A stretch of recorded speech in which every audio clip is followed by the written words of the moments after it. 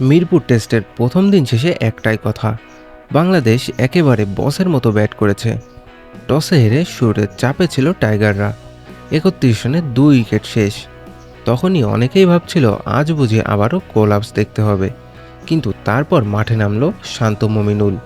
অধিনায়ক নাজমুল হোসেন শান্ত ও মমিনুল হক মিলে পাকিস্তানের বোলারদের এমনভাবে ঘুরালেন, মনেই হচ্ছিল মিরপুরটা যেন তাদের ব্যক্তিগত ব্যাটিং নেট। তৃতীয় উইকেটে দুজন মিলে ১৭০ রানের বিশাল জুটি করেন। শান্ত করেন দুর্দান্ত ১০১ রান, আর মমিনুল মাত্র ৯ রানের জন্য সেঞ্চুরি মিস। ৯১ রানে আউট হয়ে পুরো মিরপুরকে আফসোসে ফেলালেন। দিনের শেষে বাংলাদেশের সংগ্রহ ছিল ৪ উইকেটে ৩০১ রান। মুশফিক অপরাজিত ছিল ৪৮ রানে, সাথে লিটনও ছিলেন। আর সবচেয়ে মজার ব্যাপার হলো কি, পাকিস্তান এবার প্রথমবারের মতো ৭ জন বাঁহাতি ব্যাটার নিয়ে খেলতে এসেছেন। এখন প্রশ্ন হচ্ছে, আজকে কি বাংলাদেশ ৪০০+ রান তুলতে পারবে? আপনার কি মনে হয়?